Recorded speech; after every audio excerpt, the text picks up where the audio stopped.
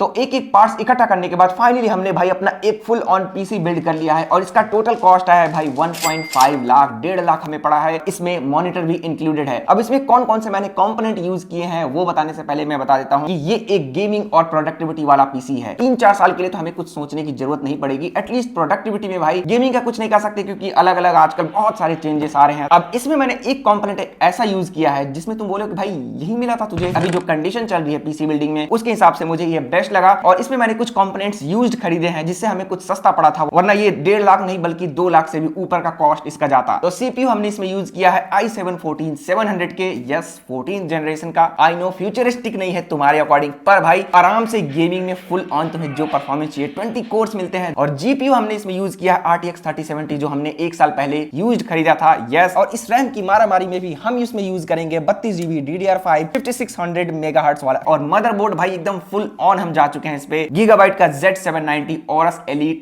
X Wi-Fi 7 के साथ। मुझे लगा कि भाई इतना गर्म सीपीयू है, मेरे को पंगा नहीं लेना, इसलिए मैंने इसको फुल ऑन दे दिया। और इसको ठंडक पहुंचाने के लिए भाई हम एयर कूलर से ही काम चला लेंगे। आई नो इसमें लिक्विड कूलिंग बनता था पर डोंट वरी, हम वो बाद में यूज कर लेंगे। डीप कूल का कौन सा भाई, AK700 डिजिटल वाला हमने एयर कूलर यूज कर लिया। और इन सबको पावर करने के लिए मैंने थोड़ा एक्स्ट्रा हेडरूम रखा है, तो इसके लिए मैंने 850 का डीप कूल का एक पावर सप्लाई यूज किया है। और इन सारे कंपोनेंट्स को हमने एक डीप कूल के ही केस में फिट किया है CG530U4F। भाई इसमें एक चेंजेस है, तुम देख सकते हो पैनोरामिक व्यू वाला यार, मतलब ये पूरा एक कंटिन्यूअस ग्लास है। तो ये सब हमारे कंपोनेंट है। अब इनको फटाफट से हम थोड़ा बिल्ड कर लेते हैं भाई। और देखो मैं तुम सबको इसमें पीसी बिल्डिंग का ज्ञान नहीं देने वाला हूं, तुम सबको ऑलरेडी पता ही है। और लड़कियां अगर तुम थोड़ा सरप्राइज होते हो कि भाई पीसी बिल्डिंग बहुत ही मुश्किल काम होता है, तो देखो एकदम खाना बनाने जैसा ही होता है। सबसे पहले तुम गैस चालू करते हो, इस पे कढ़ाई डालते हो, फिर उस पे तेल डालते हो, सेम उसी तरह उसमें सीपीयू डालेंगे, रैम, एंड अगर तुम कूलर चाहो तो पहले फिट कर सकते हो। अब इन सबको हम एक इसके बड़े से घर में ऑलरेडी फिट कर लेते हैं जहां से हमारा काम आसान हो जाता है। देखो तुम कह सकते हो कि रैम भाई रैम भी RGB ले लेते हो, तो देख भाई अभी यह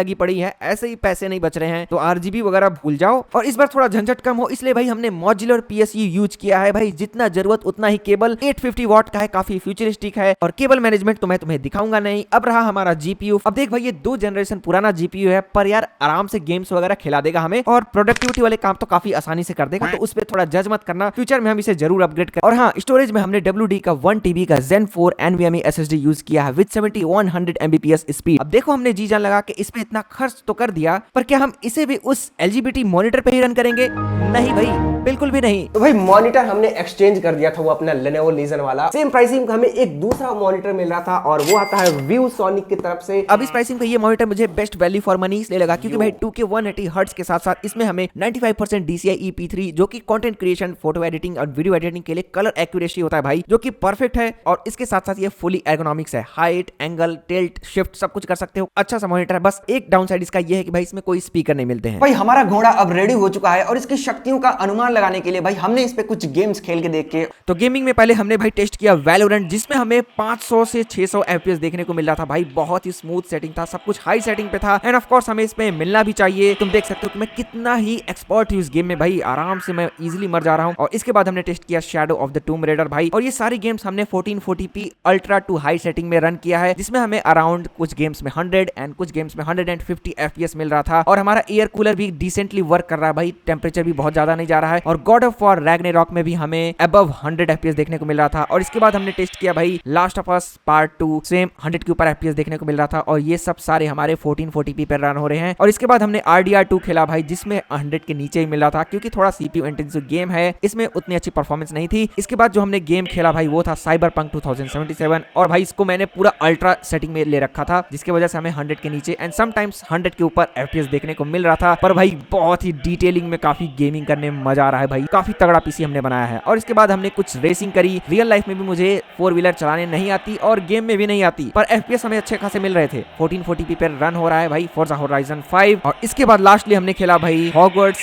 Legacy, ये भी सेम 1440p पे रन हो रहा था। और इसमें हमें थोड़ा कम FPS देखने को मिल रहा था भाई, क्योंकि यहाँ पर युद्ध हो रहा है। और तो ये था कुछ परफॉर्मेंस इस पीसी का गेम्स में। और प्रोडक्टिविटी वाले टास्क में हमने इस पे प्रीमियर प्रो रन करके देखा, 4K फुटेज भाई काफी स्मूथली चल रहा था। और इसके बाद ब्लेंडर भी हमने टेस्ट किया भाई, इसके लिए तो काफी इजी है यार ये सब हैंडल करना। और इसका हमने सिनेबेंच सिंगल और मल्टी कोर वाला बेंचमार्क भी निकाला, जिसमें हमें कुछ ऐसे रिजल्ट्स देखने को मिल रहे थे। इससे हमें अंदाजा लग जाता है कि भाई कितना पावरफुल और कितना फ्यूचरिस्टिक ये होगा। अब देखो जो इसका CPU एंड GPU का कॉम्बिनेशन है RTX 3070 एंड i7 14700 के, इसमें थोड़ा हमें GPU बॉटलनेक देखने को मिलेगा, पर I think it is more than enough. CPU के लिए काफी हेडरूम बच जाता है, जिससे भाई मल्टीटास्किंग में भी हमें बहुत फायदा होगा।